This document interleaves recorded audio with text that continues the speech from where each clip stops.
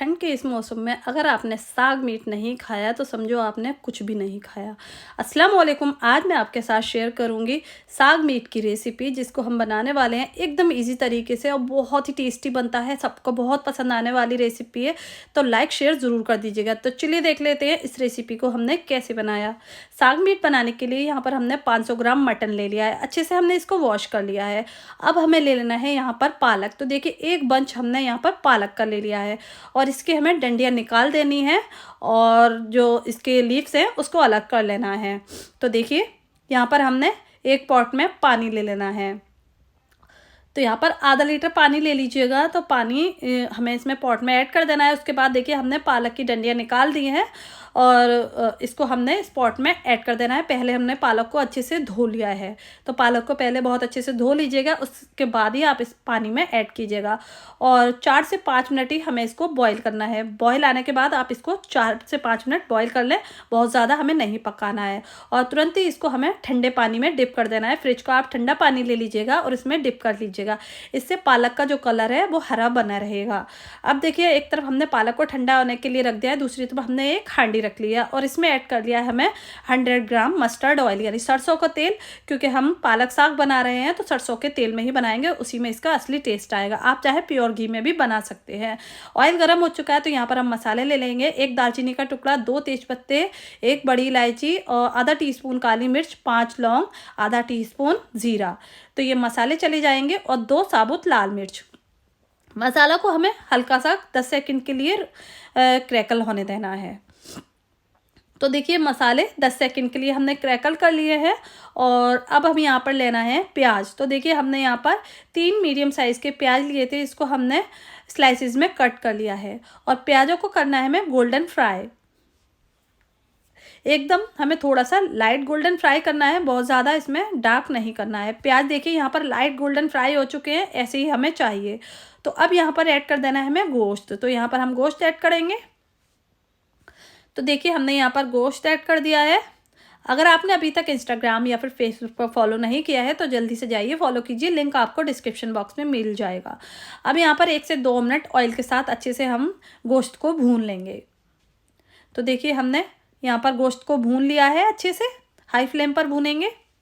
और अब ऐड कर देना है हमें 1 टेबल स्पून भर कर लेना है अदरक लहसुन का पेस्ट। तो ये ऐड करने के बाद हमें 5 मिनट गोश्त को अच्छे से अदरक लहसुन के साथ भून लेना है, ताकि जो अदरक लहसुन का रॉ फ्लेवर है वो निकल जाए और अच्छा सा इसमें एक खुशबू सी आ जाए। तो यहाँ पर 5 मिनट हो चुके हैं गोश्त को भूनते हुए। अब यहाँ पर ऐड कर देना है हमें टमाटर। तो देखिए हमने यहाँ पर 5 टमाटर लिए थे मीडियम साइज़ के, जिसको 2-2 पीसेज में कट कर लिया है। तो ये ऐड कर देना है और इसको मिक्स कर लेना है। अगर आपको हमारी मटन बिरयानी, मटन कोरमे की रेसिपी चाहिए तो वो भी हमारे चैनल पर अपलोड है, आप चेक कर सकते हैं। अब यहाँ पर ऐड कर देना है हमें आधा टीस्पून हल्दी पाउडर, 2 टीस्पून धनिया पाउडर, आधा टीस्पून लाल मिर्च पाउडर। लाल मिर्च पाउडर आप जितना भी तीखा खाना पसंद करते हैं उतना इसमें ऐड कर सकते हैं। 1 टीस्पून नमक, 1 टीस्पून कश्मीरी लाल मिर्च पाउडर, इससे कलर बहुत अच्छा आएगा।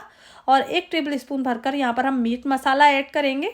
आप बाज़ार से कोई भी ले सकते हैं, 10 रुपीज़ का पैकेट आएगा, आप मीट मसाला वो ले सकते हैं, किसी भी ब्रांड का जो भी आप पसंद करते हो। अब अच्छे से हमें मसालों को 1 मिनट के लिए भून लेना है। फ्लेम को लो कर दीजिएगा ताकि मसाले जले ना। अब इसमें हमें थोड़ा सा आधे कप से भी कम थोड़ा पानी ऐड कर देना है मसालों को भुनने के लिए। तो यहाँ पर हमने गर्म पानी का यूज़ किया है, गर्म पानी इसमें ऐड किया है 1/4 कप। और इसको हमें थोड़ा सा भून लेना है ताकि मसाले जो हमने डाले हैं वो अच्छे से भुन जाएं। अगर आपको हमारी मटन बिरयानी की रेसिपी चाहिए तो वो भी हमारे चैनल पर अपलोड है, आप चेक कर सकते हैं। तो अच्छे से हमने मसालों को भून लिया है। अब मटन को गलने के लिए हम इसमें 2 कप पानी ऐड करेंगे। तो गर्म पानी ऐड करना है और यहाँ पर हमने 240 ml का हमारा कप था तो 2 कप हमने पानी ऐड कर दिया है। अगर आप ग्लास से मेजरिंग कर रहे हैं तो 1.5 गिलास पानी ऐड कीजिएगा। अच्छे से मिक्स कर लेंगे। तो देखिए अच्छे से हमने मिक्स कर लिया है और अब इसको हमें कवर कर देना है, एक बॉयल आने देना है हाई फ्लेम पर। उसके बाद हमें 30 से 35 मिनट लो फ्लेम पर पकाना है ताकि मटन अच्छे से गल जाए। आप देख लीजिएगा आपका मटन कितना टाइम लेता है, फ्लेम पर भी डिपेंड करता है कि फ्लेम कैसा है आपका, उस हिसाब से ये गल जाएगा। तो आप चेक कर लीजिएगा। यहाँ पर हमने 30 to 35 मिनट बाद चेक किया है, ये देखिए। और यहाँ पर हम तोड़कर देख लेते हैं। अभी इसमें थोड़ा पानी बाकी है और इसको तोड़कर देख लेते हैं। ये देखिए किस तरह का गला है। तो यहाँ पर देख सकते हैं आप 80% तक मटन कुक हो चुका है। और अब इसको हमें हाई फ्लेम पर थोड़ा सा भुनने के लिए छोड़ देना है। तब तक हम यहाँ पर जो पालक ठंडा करने के लिए रखा हुआ था वो ठंडा हो चुका है। तो इसका हमें पानी निकाल देना है। इस तरह से निचोड़ कर इसको निकाल देंगे और एक मिक्सी जार में इसका हमें पेस्ट बना लेना है। तो यहाँ पर हमने एक मिक्सी जार ले लिया है और इसका एक फाइन पेस्ट बना लिया है। अगर ये नहीं पिसे तो आप इसमें थोड़ा सा पानी ऐड कर लीजिएगा, तब भी आप इसको पीस सकते हैं बारीक।